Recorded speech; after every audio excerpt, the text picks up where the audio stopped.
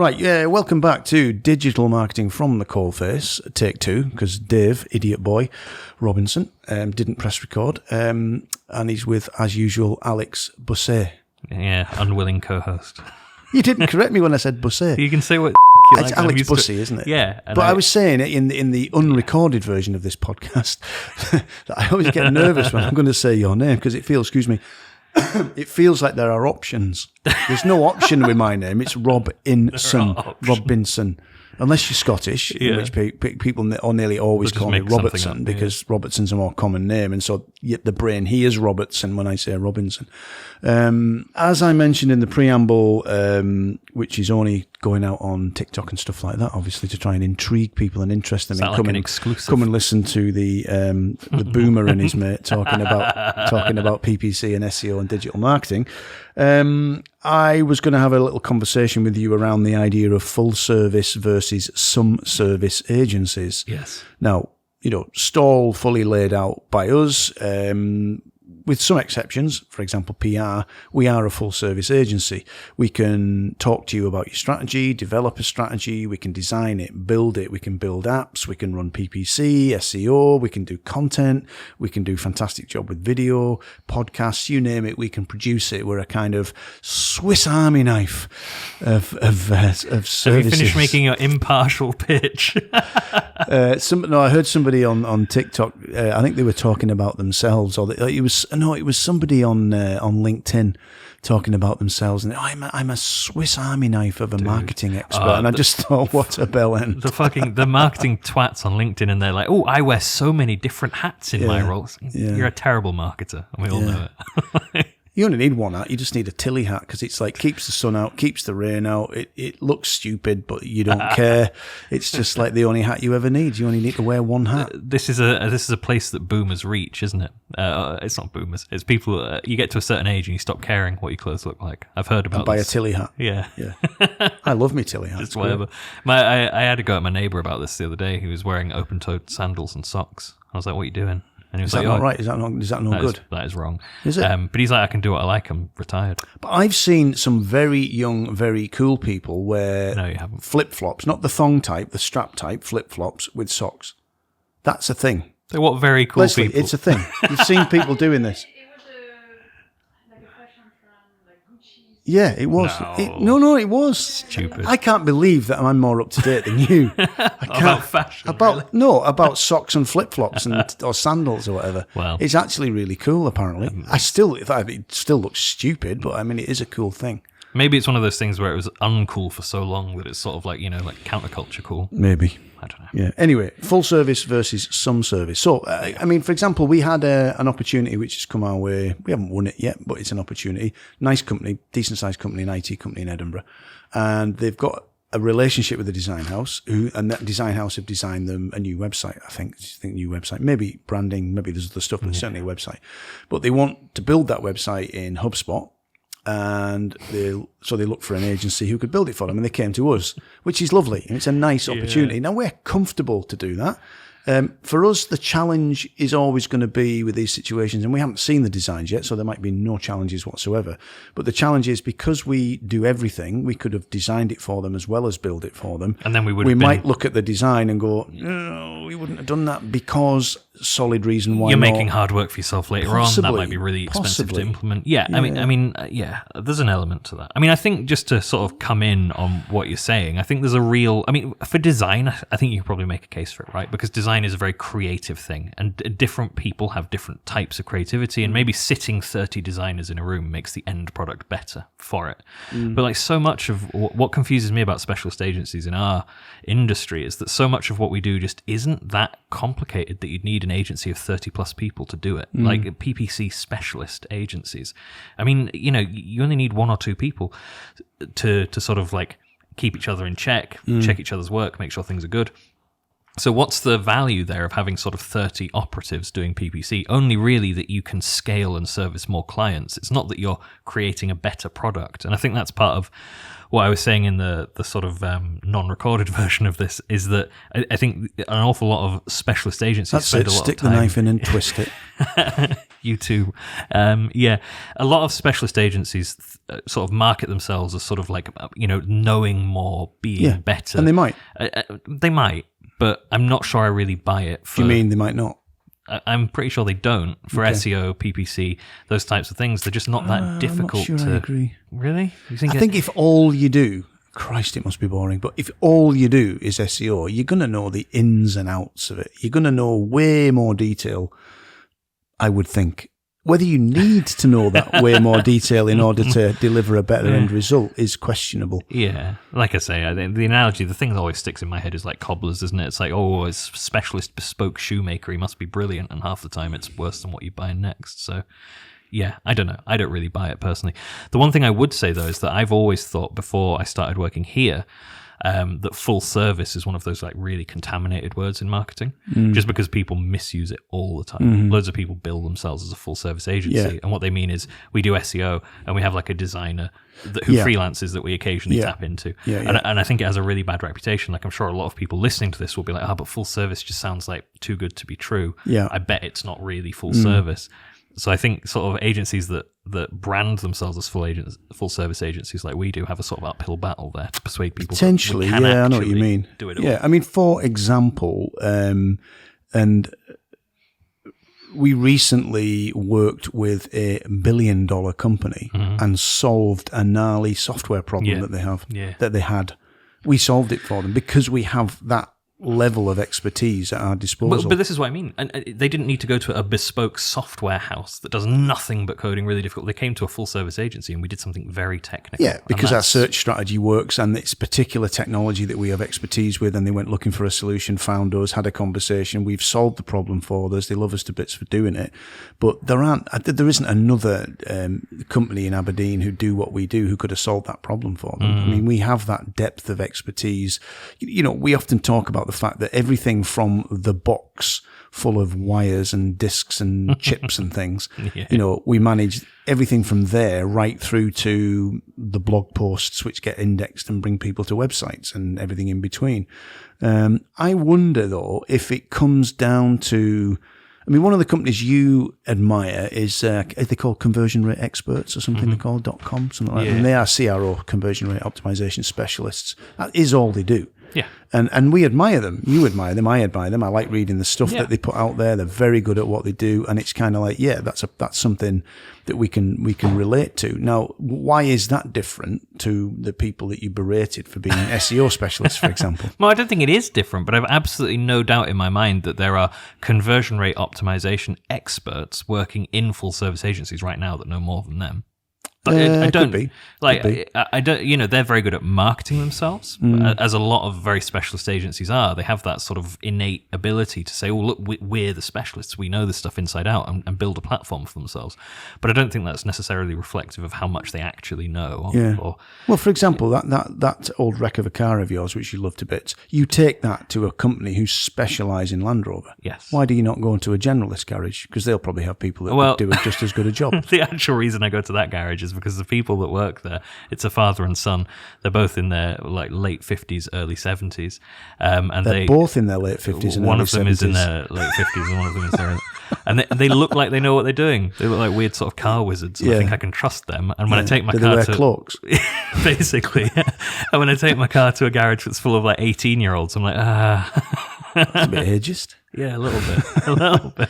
But no, I mean, I think I'm guilty of it. I mean, this is the thing. I mean, and it's funny you should say that, actually, because my car costs me a lot of money to keep running. And now 2 of the control arms and the suspension need replacing. And I've genuinely had this conversation with my wife about 14 hours ago, where I was like, I really don't know if I'm going to keep taking it to these guys, because although they're specialists, they're really slow and it's really expensive. And I'm pretty sure anybody could do this particular job. Courage sorted for you. Yeah, absolutely. And that's the thing. I think a lot of the time, the specialist thing does come with a lot of there's a lot of negatives to it as well. Does it come down to, in some instances, as to who started the business? Because I'm a generalist. I almost became a specialist. I was heavily into coding and stuff, but frankly, there was too many people who were way better at it than me. But I'd like to think a exceptionally good generalist, and I know that sounds big-headed, but I know enough about a lot of things. Can you wear many hats? I can wear many hats. Yeah, I know enough about a lot of things to be able to be feet in lots of camps as well. And I don't normally blow my own trumpet, but I've recognised as I get older that I do have some skills in that I can talk to the coders, I can talk to the marketers, the strategists, I can kind of pull that all that shit together, and I can communicate it to our clients as well, which is good. But I'm a generalist, so I wonder if we became a full service agency because I wasn't, say, a dedicated coding specialist or a dedicated SEO specialist or whatever. Maybe. I think it depends what kind of work you want to do. If I'm being honest, I'm going to give a really boring answer. It's the answer my history teacher always told me to give in essays, which is that it really depends. I think, to be honest with you, I think it's a completely meaningless distinction because it all comes down to who you're dealing with.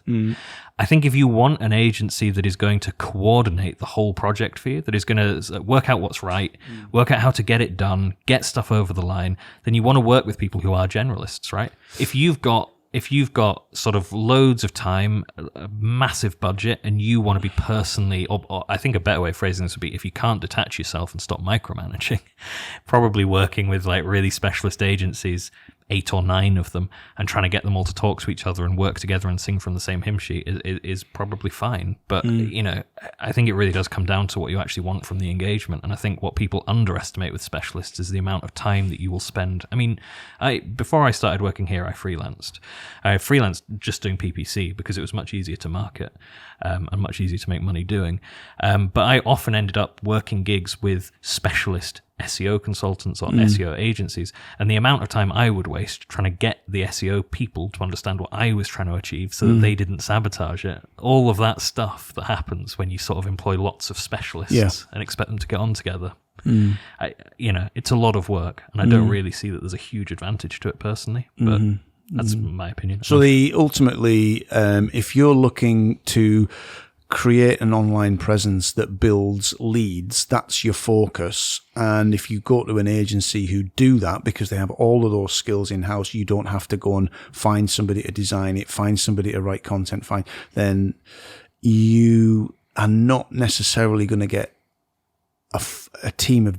No, you're still going to get a team of dedicated specialists. Well, this is exactly It's just that they're all under one roof, I suppose. And we all have different specialisms. And there's not 13 of us that just do PPC. But I mean, look, one thing I think is really important to stress here is that, for example, when you say to us, design a page, Deanna, one of our designers, or Rob, or whoever is working on that design brief, does not go away into a bubble, design something fantastic, and then come back and the devs say, oh shit, like that, we can't build that. It's too complicated.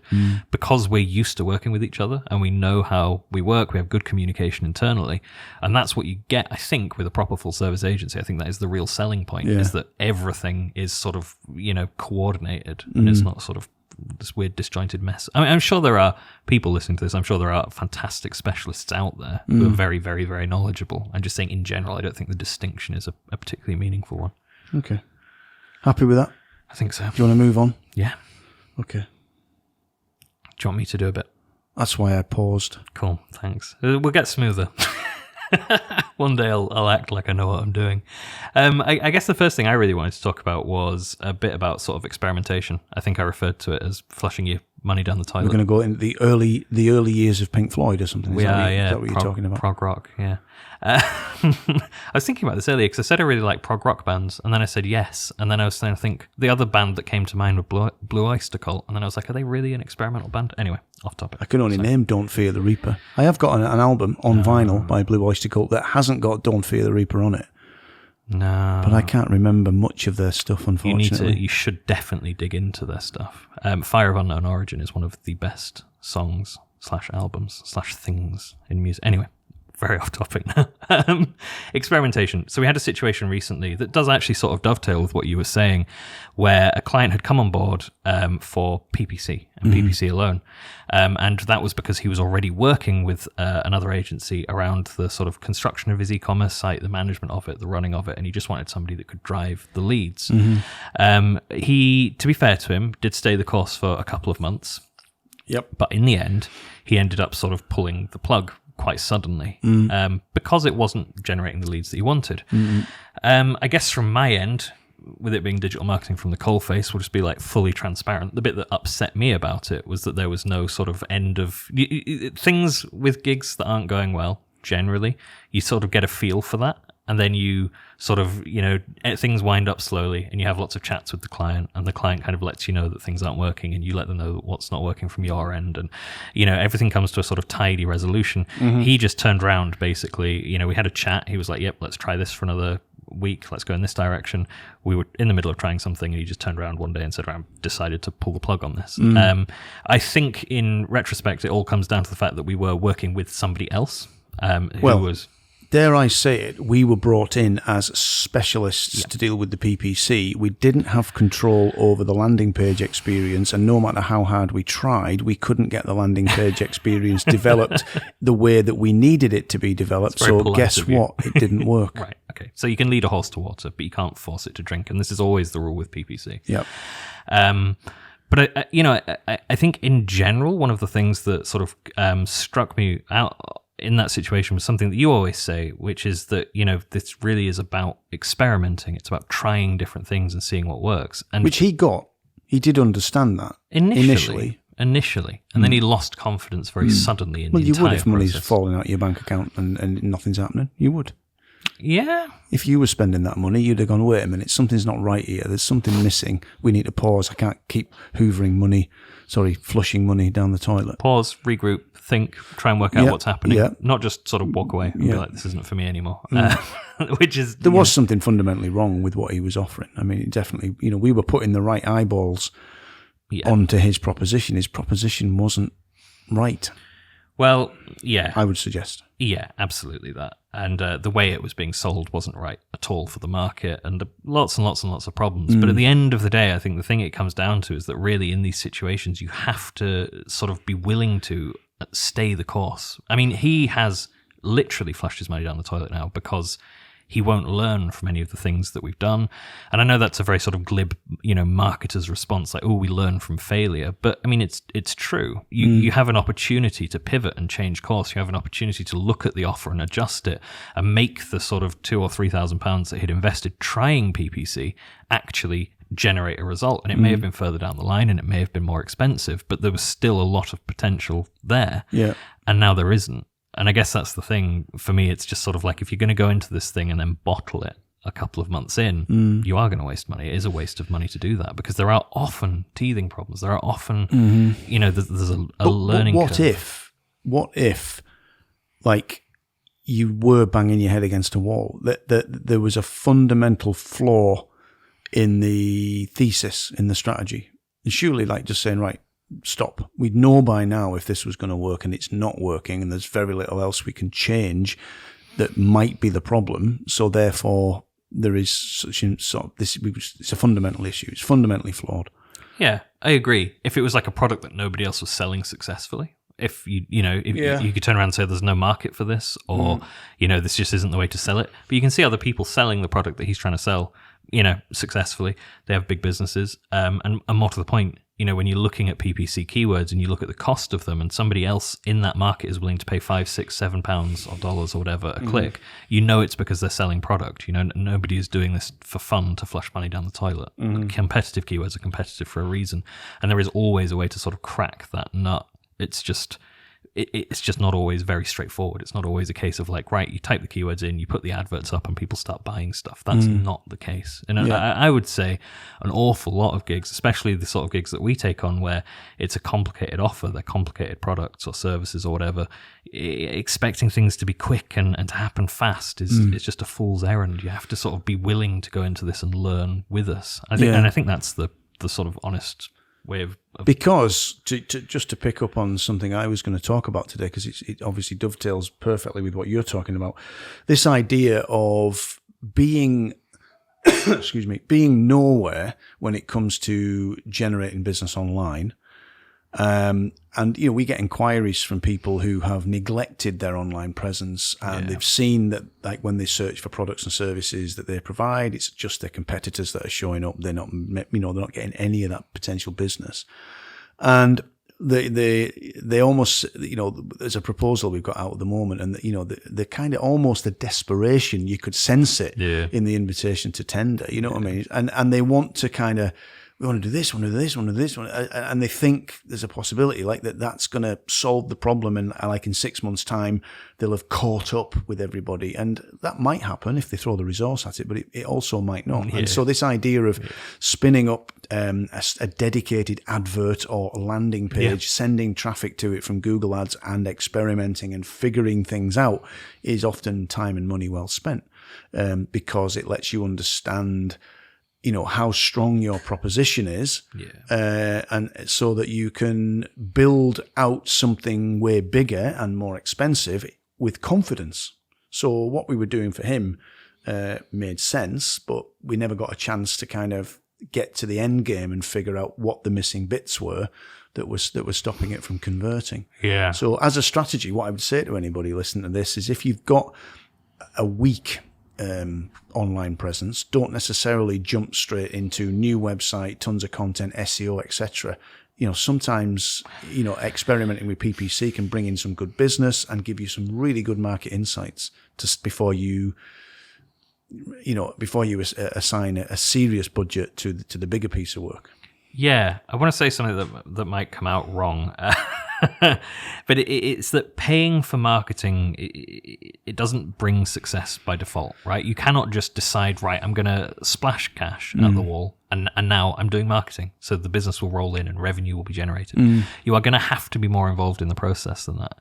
And if you are working with like a legitimate, sensible, grown-up marketing agency, there will be a period of experimentation where you are very much plugged into what they're doing, and that they have to ask you questions constantly, and you have to be involved, and you have to say yes or no to ideas. And it's not hands-free. It's not like you get to pay us and then just sort of like go and do something different in your free time, and we'll suddenly magically take care of the marketing. There's a massive learning process involved, and like, I think the other thing I would say about it is that marketing is very sort of niche or industry or market dependent. It's never the same. The cookie cutter strategies just don't actually cut it in our industry. So the idea that, because we're marketing specialists, we automatically know how to sell to people who are buying locks for trucks or nuts for cars, or do you know what I mean? It's that you've got to understand the audience, you've got to understand what resonates with them, you've got to understand what the competition are doing, and that all takes time. And unfortunately, it does take money too. It does take experimenting with cash. You can't just do all this stuff sort of frivolously, figuratively, and then roll out,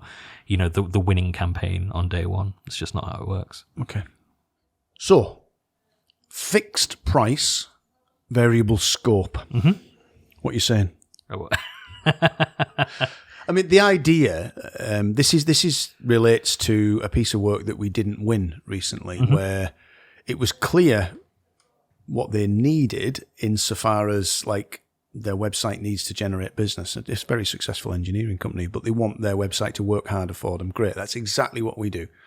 So it was a great gig, great opportunity. The way we start these engagements is always like sit down, figure stuff out together, because the proposals you get from the internal people are woeful most of the time. They don't. It's not their job. They don't understand what's possible, what they're missing. They don't. All the stuff that we do is not something that they generally have their head around. You wouldn't expect people to necessarily. Absolutely. Well, you'd expect marketing people to, but let's not go there.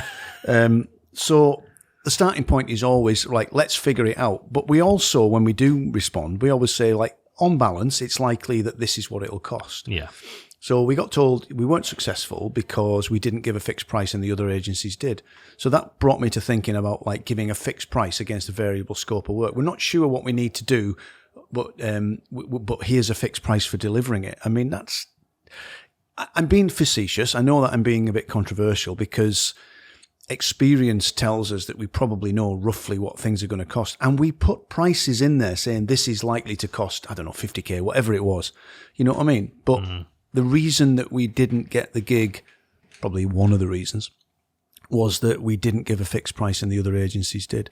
It was clear that they'd had been bitten on the arse by a previous agency, and they thought that the way to solve that was to nail them to the floor and get a fixed price off them so that they could then just deliver anything and everything for this fixed price. Governments do it. It's going to cost us £50 billion to replace these ferries, or £10 million. We're in Scotland. Don't talk about ferries. That's a very sore subject. Well, it is if you're an SNP supporter anyway. And what always inevitably happens is you get to the end of the project and they say, oh no, help, it's gone £13 billion over budget. We're really sorry, but actually to finish this we need an extra $20 billion.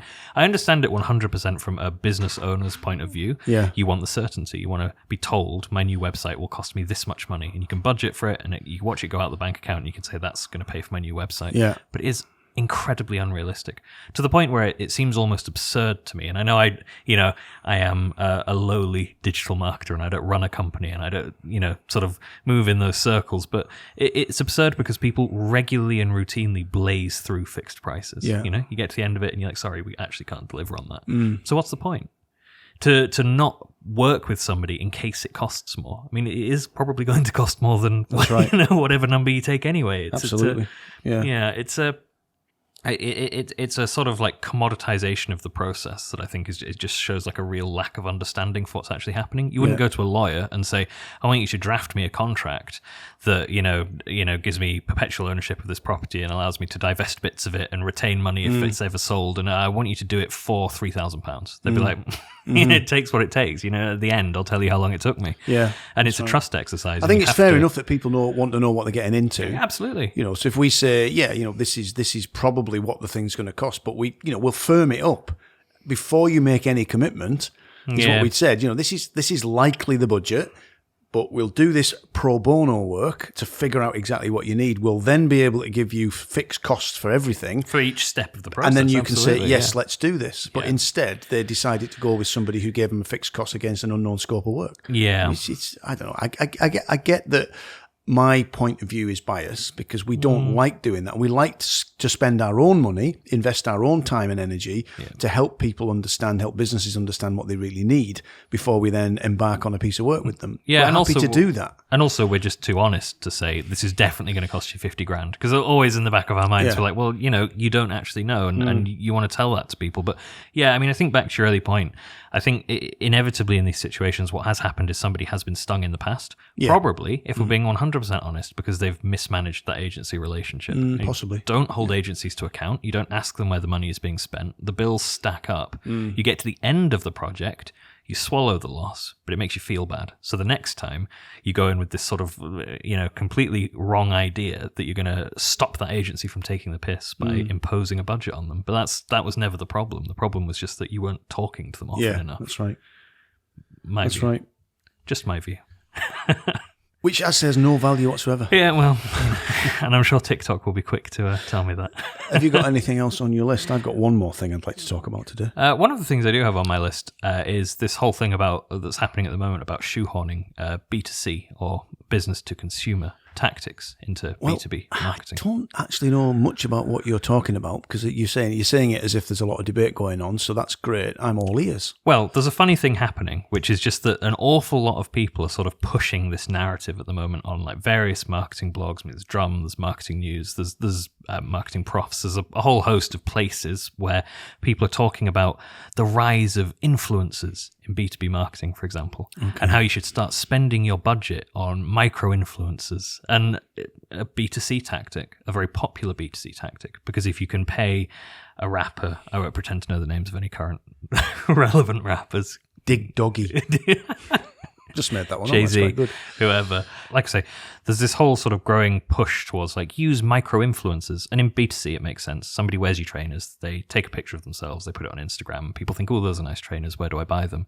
The idea that you can sell... Do you find that nauseating, that whole concept of influencers? Yeah, but this is a marketing podcast, so you have to tread carefully because this is like 90% of marketing now is just paying people to wear your crap. So how does the B2B influencing work? Well, Buy our nuts. It doesn't. It's stupid. As in bolts and nuts, not nuts and salted. I mean, okay, if you're in B2B and, I don't know, you're selling like flanges or something like that, and...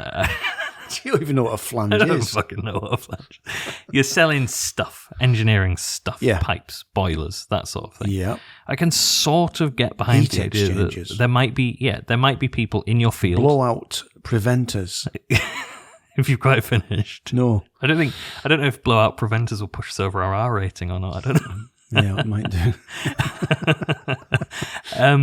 I kind of get like maybe there's someone on LinkedIn who's like a subject matter expert in the field of heat transfer. Yeah. You can get him to name drop you or once or twice, and that will somehow. Okay. But when you're trying to sell really complicated solutions to problems, which is what most B2B marketing or sales is actually about, generally, you're trying to sell somebody something that they're going to have to invest a lot of money in and a lot of time using or getting to grips with. The idea that you could just pay somebody to sort of name drop it a couple of times or like show themselves using your dashboard in the background and that will translate into sales is, I think, farcical. But this all came about because a client came to us and said, we've basically been told we can have an extra $250K a year of marketing budget. How would you spend it? To which my response was, being hit with that blind, hang on a minute. But they kind of came with this laundry list of ideas of things they'd read about online that they should maybe think about trying or could give a go. And I just think it's a really strange place to be that, we have in B2B tried and tested tactics, things that work and things that we can measure working. And there's a whole load of people out there trying to push these ideas that are just sort of unmeasurable, never really going to work. And then clients are sort of reading that stuff and thinking, oh, maybe I should give this a try. Maybe we're missing out. Maybe, my marketing agency aren't as good as other marketing agencies because they haven't come to me and proposed that I try influencer marketing or affiliate marketing. That was the other thing that I read about. It's like the rise of affiliate marketing in B2B. Yeah. How's that going to work?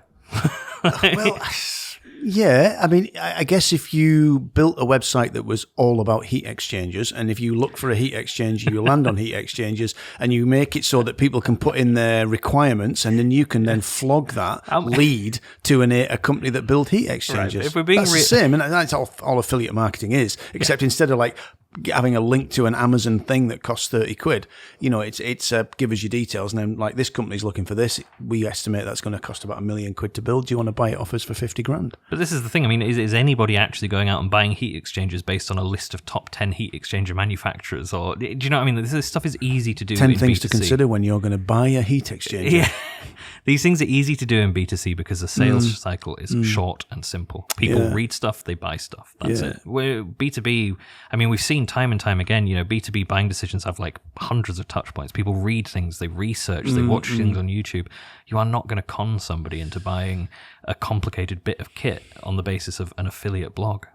No, you're not. But you might get in front of them because of an affiliate blog, maybe. I don't know. Maybe. It just sounds a bit... It sounds a bit desperate to me. Sounds a bit horseshitty. Yeah, it's sort of like... It's just funny because an awful lot of these like supposed sort of like fonts of B2B marketing knowledge just do seem to be sort of scraping the barrel a bit. Yeah. It's just sort of how can we shoephorn all of these B2C things in and make them sound sort of like they might be relevant for a B2B audience, which they're not. No, that's right. I keep dinging the table with my pencil. Ding. It's almost like, that'll do. Musical. These mics probably don't even pick that up. All right, we've been blethering on for quite a while now, one way or another, even though we had a short break. Conflicts of interest.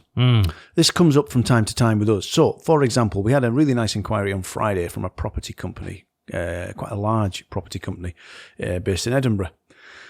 They've got offices in 10 cities. Yep. We already have an excellent client who we love, who is a property in the property industry, business, whatever you might say, professional services in the property sector, based in Edinburgh. In fact, we also have one based just outside Edinburgh-ish. Well, just outside is probably pushing it a bit, Alloa. And we have someone in Aberdeen who we work with. So, first thing I did was thank you for the inquiry. Delighted to have a conversation. Just so you know, we work with these companies already. So that's full transparency. And if they said that's not an issue, we would then go to our current clients and say, we've been approached by these guys. Would you have an issue if we work with them? Are you okay with it? Exactly that. But how far do you think professional services businesses take that kind of thing? Because if you, say, are in, I don't know, let's take a bigger place. If you're in Glasgow, Edinburgh, well, I mentioned Edinburgh already. So let's say, for example, a firm of solicitors in Edinburgh was a client of ours. Does that mean we cannot work with any other soliciting firms of solicitors in Edinburgh? Well, unless they let us. This is an ethics question. Yeah, because it's kind of... Well, it is an ethics question. It is. First and foremost, because I know for a fact that there are Does it only affect people in ethics? Ethics. I'm not sure you'll have to cut that out. In case people think we for people with speech impediments, which is not okay. I agree. I know for a fact that there are agencies that I've worked with who have on their client books several competing companies who do not know. They don't know that same agency is running SEO and PPC. Ooh, that's quite interesting. Yeah. And these are big. Is that because they think it's wrong that they're doing it, so therefore they're not going to tell anybody? I mean, that's a tightrope you're walking there. It's a real tightrope, yeah. I mean, I think the way you have to think about these things is, are you going to be competing with yourself? Because it's fundamentally, I think, dishonest to take somebody's money. And this isn't a problem that lawyers or anybody else really have, but we are going to put two clients in competition for the same keywords with SEO or on PPC, where you're literally bidding against other people in an auction. If you are basically going to pit one client against another and take both of their money, I think there is a sort of fundamental dishonesty to that, unless everybody's okay with it and understands. Everybody's okay with it, yeah. And you can say to people, well, look, we are also trying to rank somebody else for these keywords, but you'll be positions 1 and 2. Are you okay with that? Yeah. Or we'll go after different keywords, for the two of you or but whatever. If we went to our client and said, this opportunity's come along, and they said, well, we would have a problem if you took that work on, does that mean then that client has to agree to stay with us for a defined period? Because none of our customers are contractually bound. We keep businesses, we keep customers because we do good work for them. That's our modus operandi. That's what we would prefer to do. But if you said, we've been in a situation where working with an IT firm and another IT firm contacted us, quite fancied the gig, if I'm honest. Yep. And we mentioned it to them. Oh no, that would be a real issue. There's a total conflict of interest there. And that other IT company is now no longer with us. I'm not bothered that they're no longer with us, but it's frustrating. That other piece of work. And as it happens, we've got yet another IT company approached us on Friday, based down in Newcastle, actually, and that looks like it might be an interesting gig potentially. But yeah, I mean, it is interesting, isn't it? Where do you? I mean, yeah, IT companies is a good one because, there would be no conflict of interest if I'm providing IT security, cybersecurity, and IT support services to you, Alex Agency Limited, and that same company was providing them to me, Dave Agency Limited. That wouldn't be an issue, would it? No. It's only because you're going to be competing with yourself in a public arena, I think, that it even becomes a problem. But it is just how you negotiate that, isn't it? Because how can you in good faith say to somebody, I'm going to work really hard to get you the best possible results, knowing that you're sending some of the traffic to a different website and that they're not getting those leads as a result. Be interested to know if any agency owners listen to this, what their approach is to situations like that, whether they go full transparency like we do or whether they do the cloak and dagger stuff like the other company that you mentioned. One of the things I'd be really interested in as well is what really niched down digital marketing agencies that only have one industry. You see them all the time. They're like, one of the ones I see all the time is people who just do B2B SaaS. It's like all of their clients are B2B software vendors. Yeah. It's like at a certain point, a conflict of interest is inevitable. So how on earth do you manage to sort of niche down and be that specific and still... Yeah, because some agencies, we've spoke about this in the last podcast, some agencies have gone very niche. Yep. We only help companies that install generators. Absolutely. As a secondary it's like power. At a certain point, you're going to get two generator operators who want to rank for the same keywords. So I don't know how that works. Let us know. I know. Okay. I think we've covered quite a lot in the this split recording. Well, we had 3 goes at it. First of all, I didn't press record, so we didn't record the first bit. It's the first time I've ever done that in 120 odd episodes. Yeah, so Leslie did say, I was wondering when you'd actually do that. So she kind of knew it would happen. So it's happened now. Well done. And we've covered quite a lot. I think we have. Yeah, because we did miss a week, didn't we? Because I'm just going to blame you. Yeah, it's all right. Couldn't be bothered coming to the office or something like that. Yeah. So David said, come in and do a podcast. I said, nah, fuck you. I'm going to sun myself here. That's rude. Okay, so actually, maybe we can try and catch up and record another episode later this week, because Leslie does sometimes come to the office twice a week. We're honoured by her presence. Yeah, although I'm on holiday at the end of this week. So. When? Thursday, Friday. Okay, so that probably won't happen then. I might just do one on my own. I could just keep running around the table and answer my own questions. Could do that, couldn't I? You'd only forget what you'd asked yourself. I wouldn't. And I'd get a sensible answer. Okay, you've been listening to Digital Marketing from the Coalface, where Dave Robinson and Alex Bussey talk about stuff going on in agency land at the Coalface of digital marketing. I think, again, we managed not to mention any clients by name, which is our the way that we do things. And hopefully it was of some interest, but probably not. There we go. There it is. Thank you. Let's get scratching.